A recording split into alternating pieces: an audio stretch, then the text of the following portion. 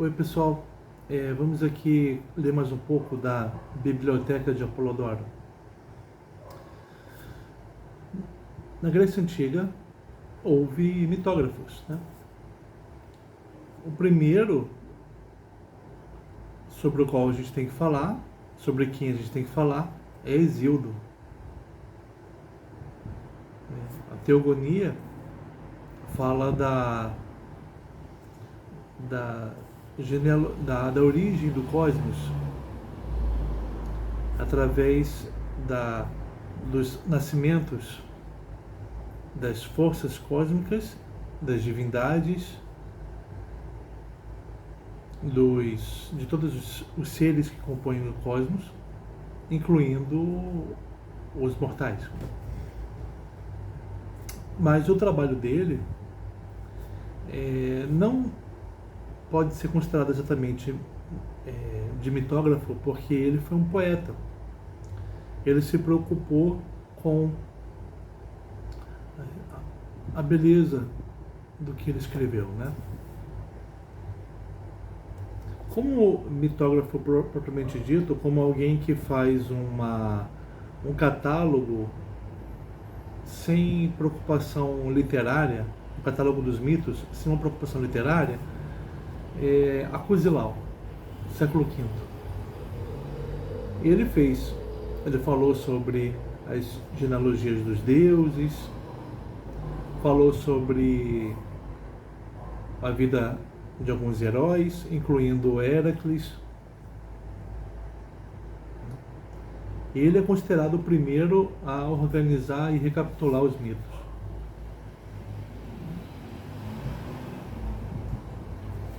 O próximo é Hecateu. Ele entendia que ele também fez uma recapitulação dos mitos, mas o que tem de particular nele ele considerava que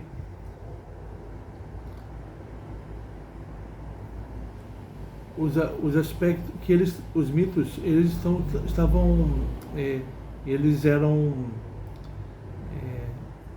falavam coisas fantasiosas e que não deveriam, na verdade, ter acontecido daquele jeito, né? Por exemplo, para ele, o Cérbero, né, o cão que guarda a morada do Hades, era uma serpente, e cujo veneno era tão forte que a fazia ser chamada de cão do Hades, mas era uma serpente. Tem uma citação aqui do Hecateu que diz o seguinte: Hecateu, o Milésio, né, diz isso: eu escrevo que se segue como parece a mim como verdade, como parece a mim a ser a verdade, sobre as histórias, os mitói dos gregos, como eu os vejo. Muitos são muitos, né? E motivos de riso. Então ele entendia que os mitos falavam de coisas que não tinham acontecido daquele jeito. Ele tentou fazer aquilo que é interessante a gente ver esses recapituladores como algumas certas atitudes em relação aos mitos, né? Em relação aos mitos, pode-se dizer: são fantasia, são mera fantasia. Na verdade, não aconteceu daquele jeito, né? Parece ser a posição do Hecateu.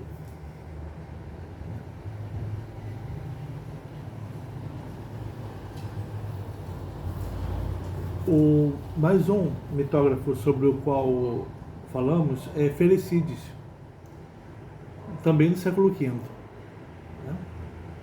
Ele é o mitógrafo mais citado por Apolodoro e por Higino, né?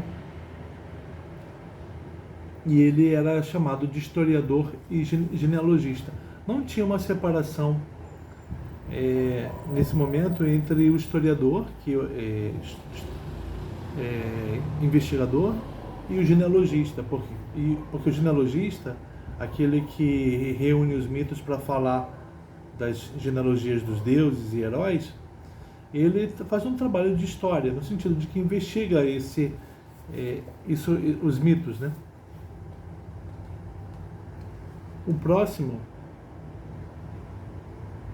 Helânicos, de Lesbos, que, segundo essa introdução aqui, muito do que o Apolodoro fala sobre a Guerra de Troia tirou dele, de Helânicos de Lesbos.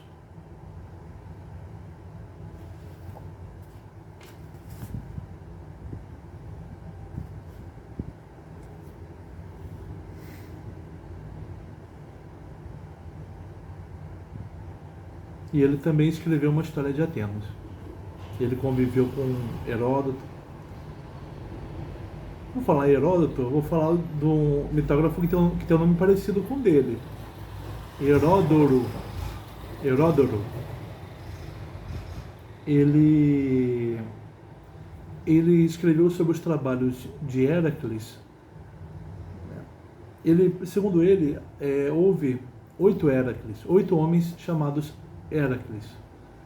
E o que se conta sobre os trabalhos, os 12 trabalhos de Heracles, é uma reunião da vida do que esses 8 homens fizeram. E para ele, ele também ele tratou como de forma alegórica esses trabalhos, querendo dizer alguma coisa, né? Com um significado oculto. Entrando no período helenístico, que é quando a Macedônia domina a Grécia e outros lugares na Ásia, no Mediterrâneo, até incluindo o Egito, espalhando então a cultura grega, houve um interesse renovado pelos mitos gregos, que passaram a ser considerados como dizendo respeito a uma Grécia clássica, o período clássico. Antigamente contavam-se essas histórias. Os povos de antigamente, da Grécia clássica, né?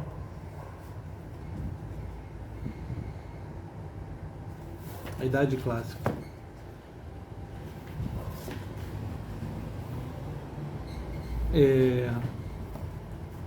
Próximo, Euêmeros, do quarto do quarto ao terceiro séculos antes de Cristo, né? Ele entendeu que os deuses eram reis que foram benfeitores dos homens e foram divinizados. Então tem essa... para ele, na verdade, os mitos são formas de contar sobre esses bons reis, né? Tem uma citação aqui, ó. Mitos são distorções de assuntos normais dos mortais, né? Por exemplo, Deméter foi imortalizada como a deusa do grão, porque ela foi a primeira humana a reunir, guardar e cultivar grãos. Zeus foi adorado como rei dos deuses, porque durante o seu reino foi um rei, né? Em cujo reino ele foi um grande conquistador e proveu à humanidade os maiores e mais numerosos benefícios. Então foi um rei, um grande conquistador e benéfico para os seus conquistados, né? E aí ele foi divinizado, tratado como um deus, Zeus.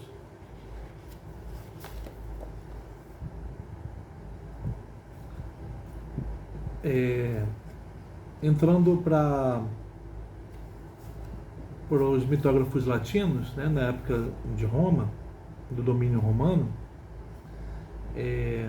o Cornuto, século I da Era Comum, filósofo estoico, os epicuristas tomavam os mitos como absurdos, mas os estoicos, o Cornuto, por exemplo, entendia que os mitos eles tinham verdades ocultas, verdades morais e também diziam de observações científicas, mas falavam de forma oculta dessas coisas.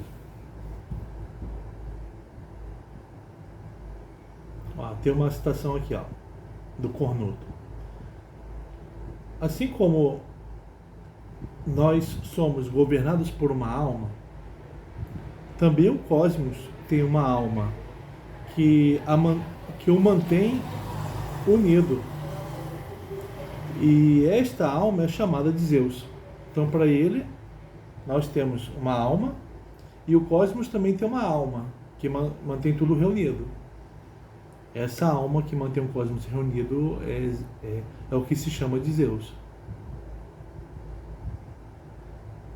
E ele também analisa o nome de Zeus etimologicamente. Para ele vem da palavra grega zen, que é viver. Por quê? Porque é através de Zeus que todas as coisas vivas têm vida.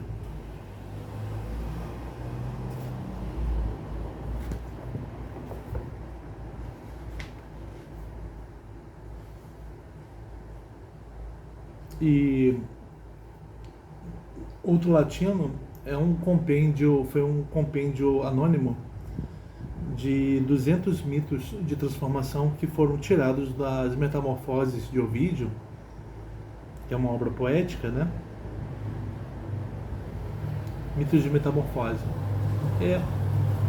Essas interpretações alegóricas, a meu ver, eles consideram que a alegoria é uma forma de dizer algo, né,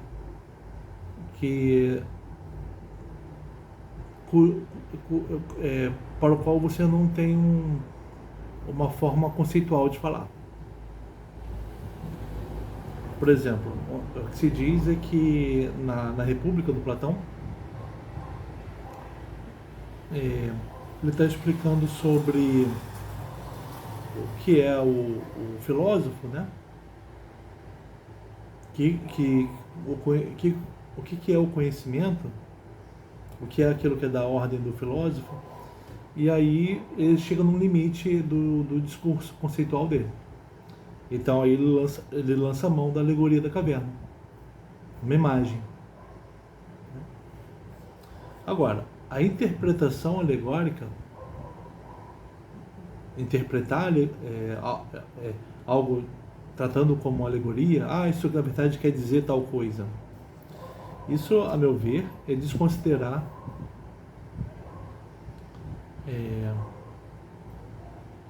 que,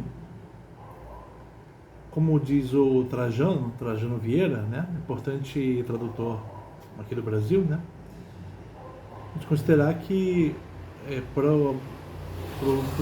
os gregos, os deuses eram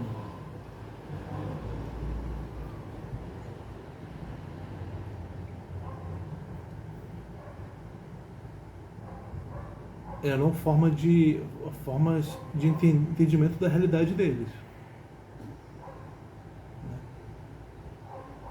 Ou se você pega o Walter Otto, Os deuses são experiências. Zeus é a experiência, por exemplo, do poder, das coisas, da justiça. Atena é a experiência da sabedoria, experiências das coisas. Essas visões, para mim, essa forma de entender, leva mais a sério os mitos para os povos que os tiveram, né? Não considera que os gregos eram pessoas que se enganavam, pessoas tolas, né?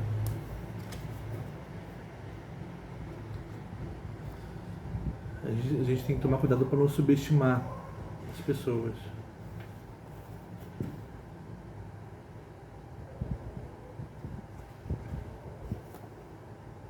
Tá, então eu vou ler agora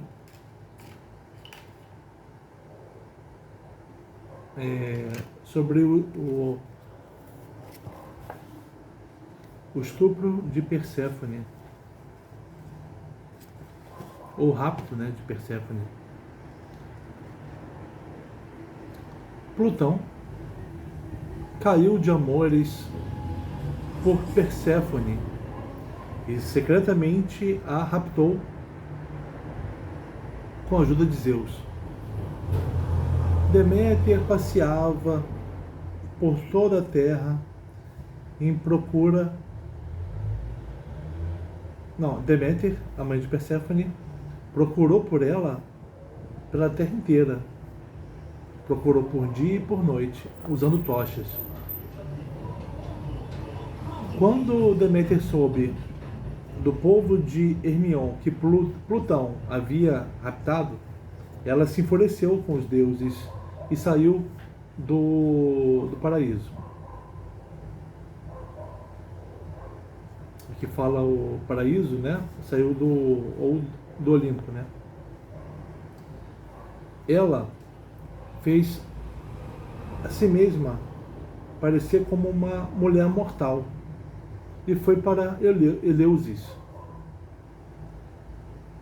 Primeiro, ela sentou em cima de uma pedra chamada Agelastos, que quer dizer sem riso.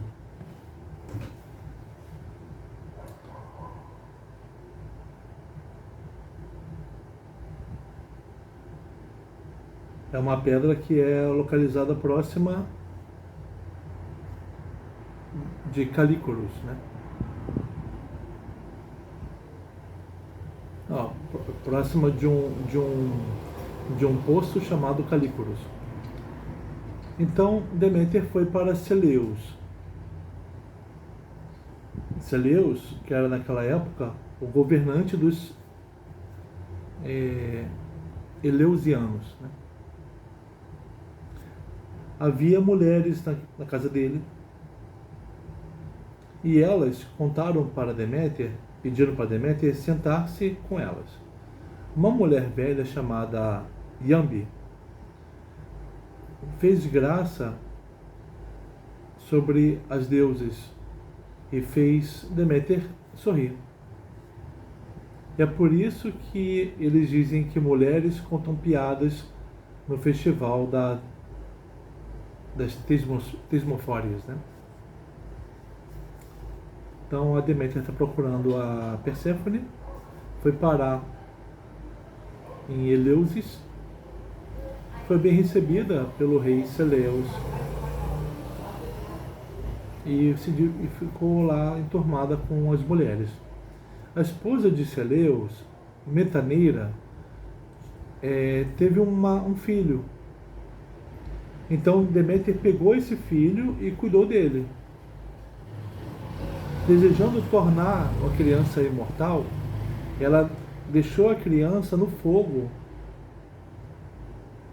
durante a noite e tirou dela a sua carne mortal. De dia, Demofon, que era o nome da criança, cresceu extraordinariamente Então Metaneira, a mãe da criança, ficou olhando. Então, quando ela descobriu que ele estava sendo enterrado no fogo, ela chorou. Por esta razão, a criança foi destruída pelo fogo. E aí a deusa se revelou. Mas a criança não tinha se desenvolvido ao invés de ser destruída? A Deméter preparou uma charrete com dragões alados e deu trigo a Triptólemo, o filho mais velho de Metaneira. Então, antes de partir, ela deu trigo para Triptólemos. Viajando pelo céu na charrete, ela espalhou sementes por todo o mundo habitado. Mas Paniassis diz que Triptólemos era filho de Eleusis.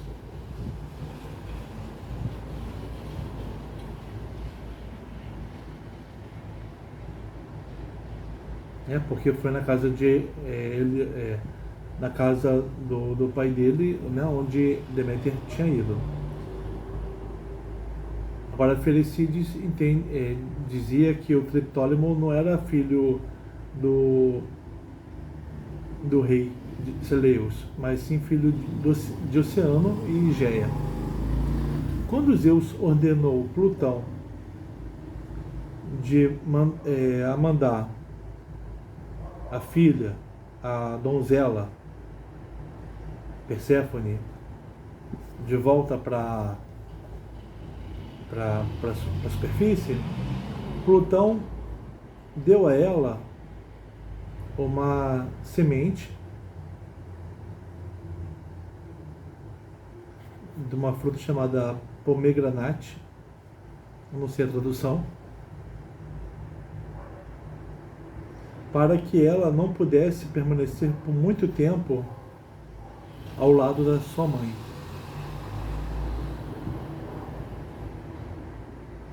Não sabendo do efeito da semente, ela comeu. Ascálapos, filho do Aqueronte, né, o barqueiro, testemunhou contra Perséfone. Então Deméter colocou uma pedra pesada em cima dele na casa de Hades. Perséfone foi forçada a permanecer por 1/3 de cada ano com Plutão e o resto do ano com os deuses.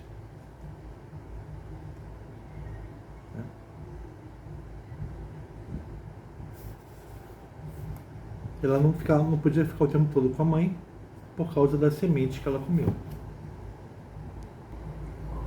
Eu olhei no dicionário aqui rapidinho.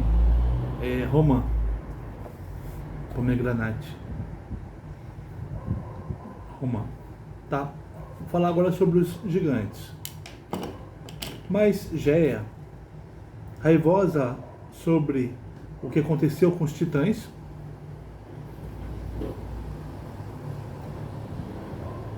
filhos dela, né? Produziu os gigantes, junto com Urano.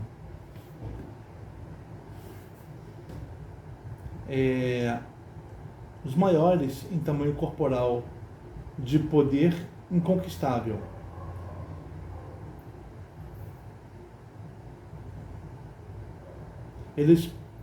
A aparência deles era aterrorizante.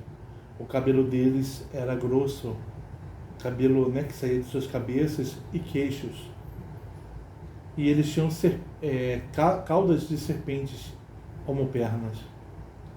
De acordo com alguns, eles nasceram em Flegrae, mas de acordo com outros, em Palene. Eles atiravam pedras e árvores em chamas para o céu. O maior de todos eles era Porfírio e Alcioneus.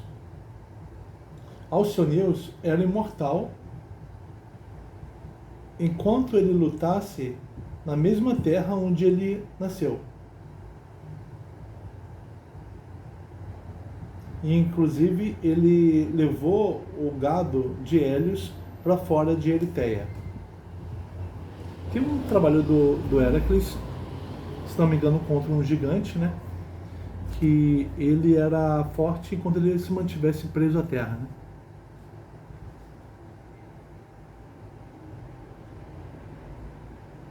Alcioneus. Será que é esse? A gente vai ver mais pra frente. Foi profetizado que os deuses, profetizado para os deuses, que nenhum dos gigantes poderia ser morto por deuses. Mas se um certo mortal lutasse como aliado deles, dos deuses, todos os gigantes morreriam. Quando Géia aprendeu isso, ouviu essa profecia, ela semeou uma erva mágica para prevenir os gigantes de serem mortos, mesmo por um mortal. Mas Zeus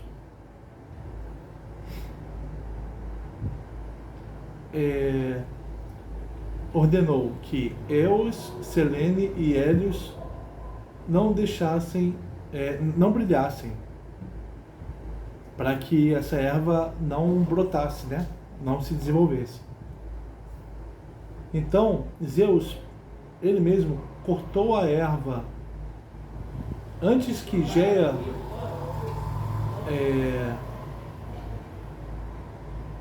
pudesse evitar.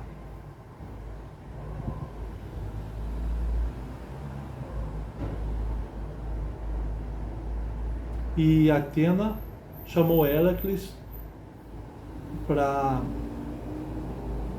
isso. Heracles primeiro, aí Heracles atacou Alcioneu, né? Heracles atirou em Alcioneu, mas quando Alcioneu caiu na terra, ele foi revigorado. Então realmente Alcioneu foi o gigante combatido por Heracles, né? Enquanto ele se mantivesse preso à terra, ele não morreria. Heracles atirou nele, ele caiu, mas foi logo revigorado pela terra. Seguindo uma direção de Atena, Heracles o arrastou para fora de Palene. Interessante que no Lobato, a Emília que dá a ideia do Heracles no combate, de como combater o Alcioneu, erguê-lo do solo, desconectando-o do solo, aí ele mataria o ator gigante. Mas aqui não. Atena mandou que Heracles tirasse o gigante de Palene. E então foi como ele morreu. Mas Porfírio, irmão de Alcioneu, moveu contra Heracles e Hera na batalha, né? Zeus fez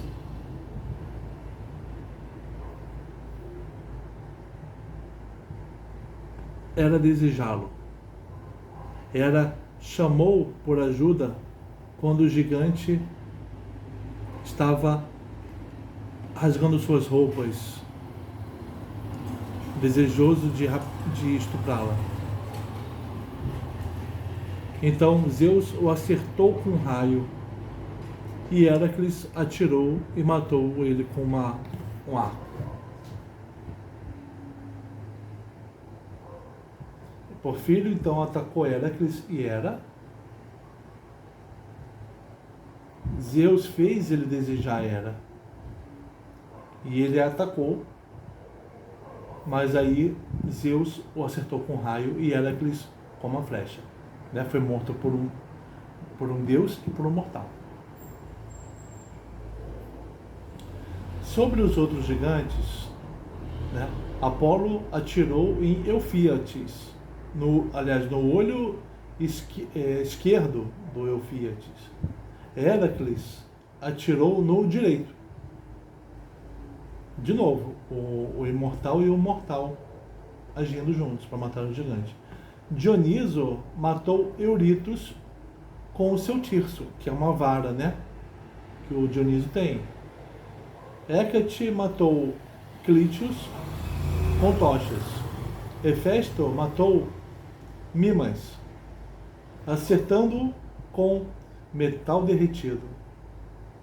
Atena atirou a ilha de Sicília em Encélados, enquanto ele fugia. E ela tirou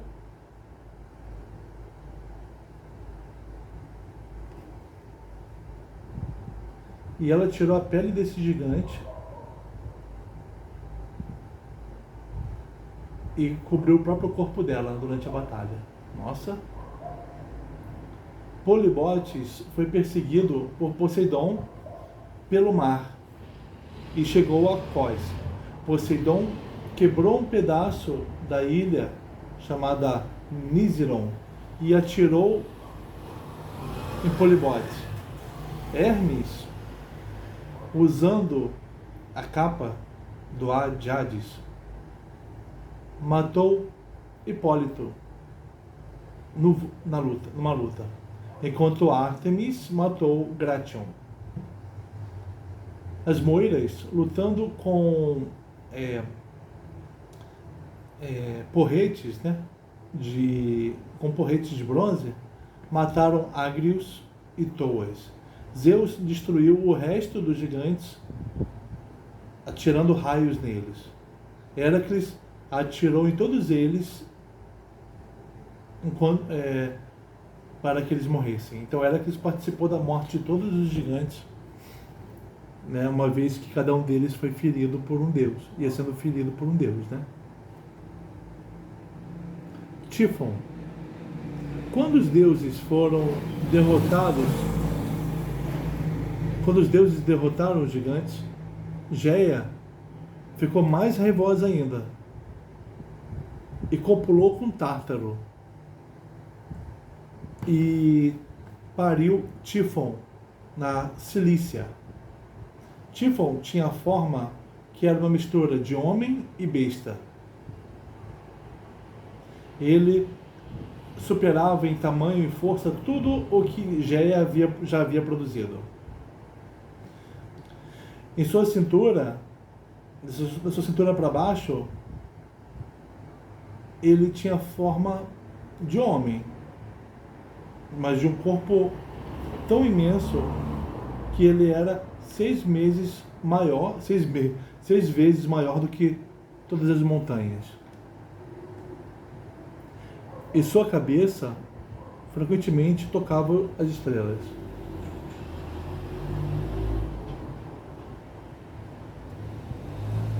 E uma de suas mãos esticava para o horizonte a oeste e a outra para leste.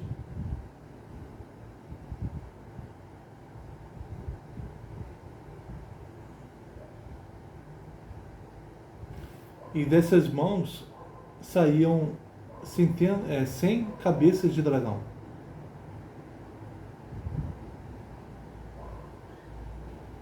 Então eles esticavam uma mão para oeste, outra para leste, e saíam de uma para outra 100 cabeças de dragão.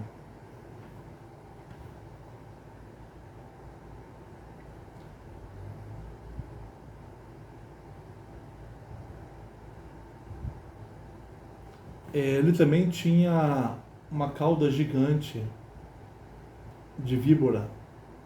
Que cauda é essa que, quando se esticava, chegava tão longe como o topo da cabeça dele e produzia um grande barulho, né? todo o corpo de Tifon estava coberto, era coberto por asas. O cabelo era soprado de sua cabeça e queixo pelo vento. E o fogo faiscava de seus olhos. Esse era Tifon. Tão grande era Tifon que quando ele atirou pedras em chamas, que ele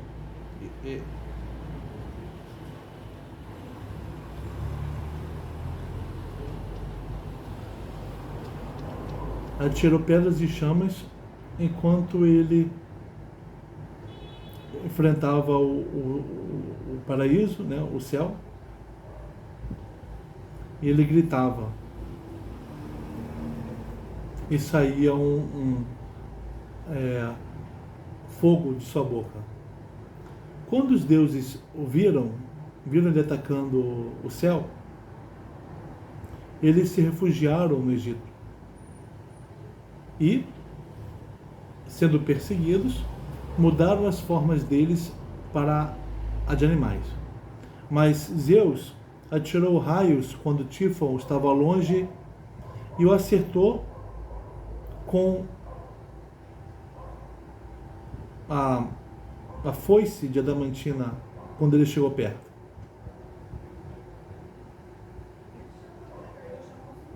Zeus perseguiu Tifon enquanto Tifon fugia para o Monte Cásius.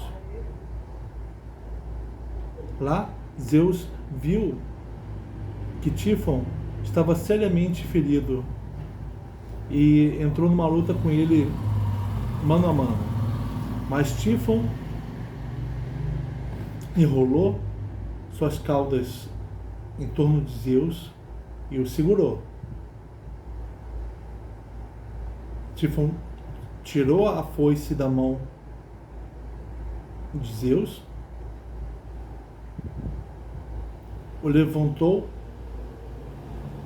sobre os próprios ombros e o levou pelo mar da Cilícia.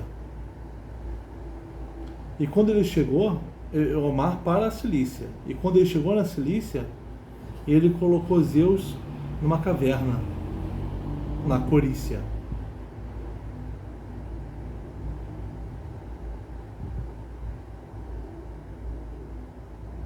Ele escondeu o Tifon, a foice, embaixo de uma pele de boi, de urso. E ele colocou a dragão fêmea, Delfine, como guardiã. Delfine era meio besta também.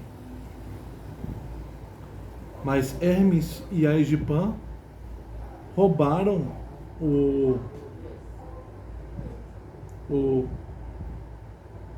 a foice e devolveram a Zeus sem serem percebidos. Zeus, tendo de volta sua força, subitamente saiu do céu com uma charrete puxada por cavalos alados e atirou raios em Tifon.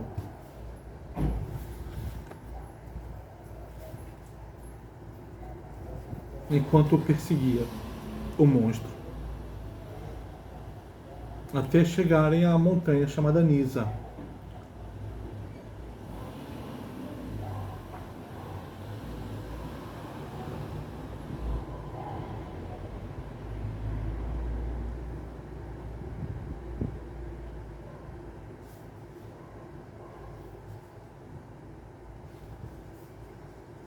Lá na montanha de Nisa, as moiras enganaram o Tifon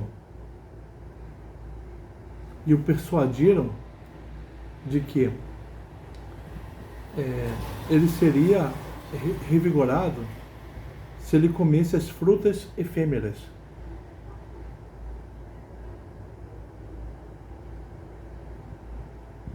né, prometeram que as frutas o curariam.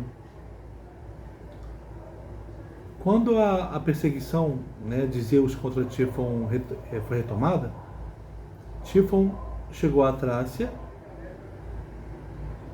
e eles voltaram perto do Monte Haimos.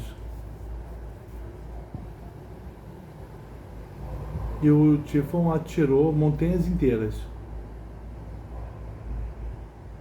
Mas Zeus não foi acertado, porque eles acertou essas montanhas com raios.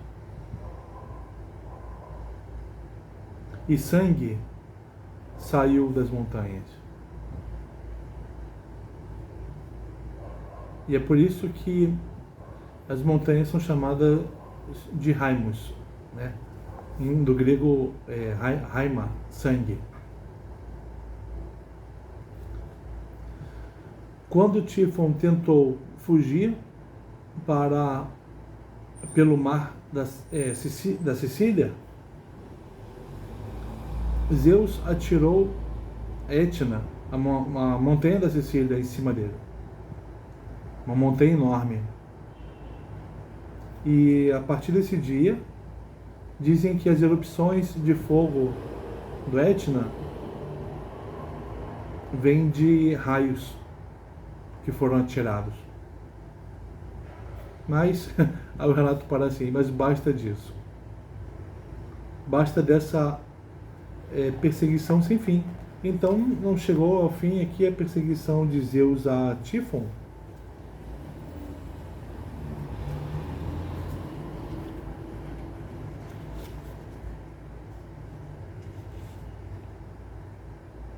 Deixa eu ver no Exíodo se não tem fim essa perseguição.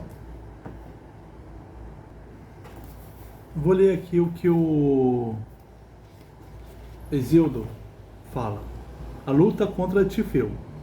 E quando Zeus expulsou do céu os titãs, terra prodigiosa pariu com ótimas armas Tifeu, amada por Tártaro graças à áurea Afrodite. Tifeu, né, ele tem braços dispostos a ações violentas e infatigáveis pés de Deus poderoso. Dos ombros, 100 cabeças de serpente, de víbora terrível, expeliam línguas trevosas. Dos olhos, sob cílios nas cabeças divinas, faiscava fogo, e das cabeças todas, fogo queimava no olhar. Vozes havia em todas as terríveis cabeças a lançar vários som nefasto. Ora falavam como para deuses entender, ora como touro mugindo de indômito furor e possante voz, ora como leão de ânimo impudente, ora símil a cadelas, prodígio de ouvir-se, ora assobiava a ecoar sob altas montanhas. Naquele dia, suas obras seriam incombatíveis, e ele sobre mortais e imortais teria reinado, se não ouvisse súbito o Pai de homens e deuses, e trovejou grave e duro. A terra em torno retumbou tremenda, o céu amplo lá em cima, o mar, as correntezas do oceano e o Tártaro. Sob os pés imortais estremece o alto Olimpo com o ímpeto do rei, e geme a terra. Penetrava, quando tem essas lutas de Zeus com grandes lutas de Zeus, o mundo se desorganiza, né? Tem a ameaça do retorno do caos.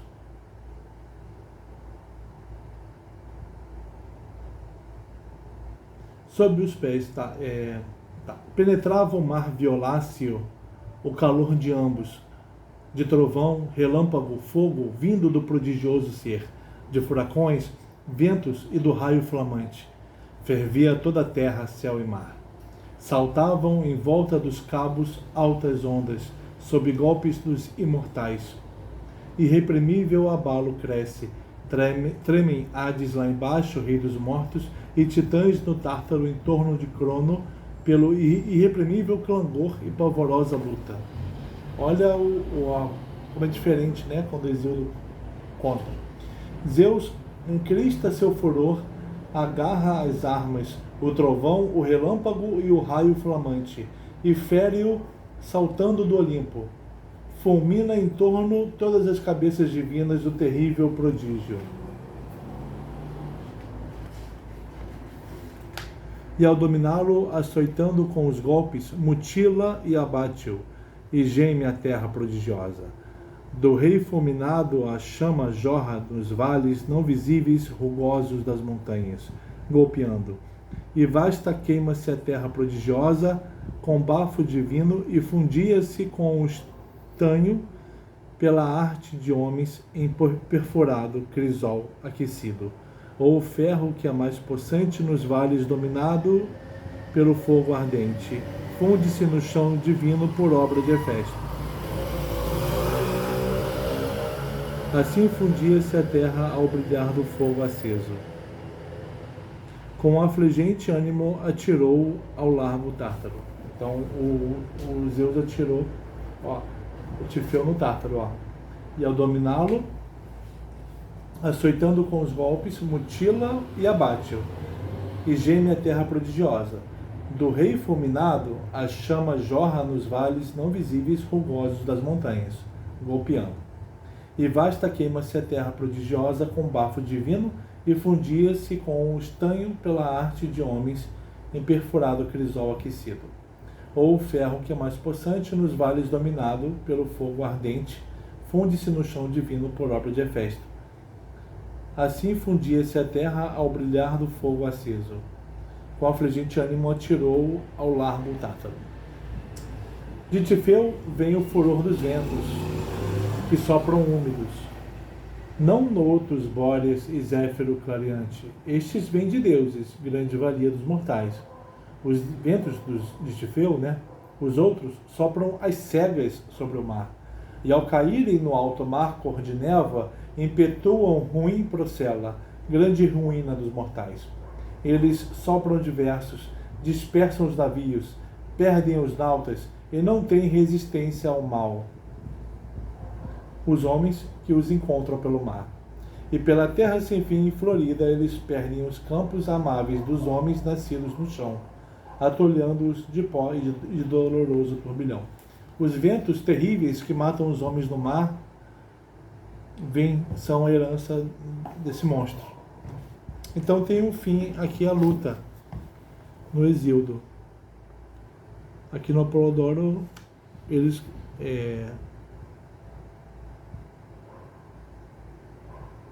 Zeus castigava o Tifon, né? Mas aí o relato para. Tá? Voltamos amanhã.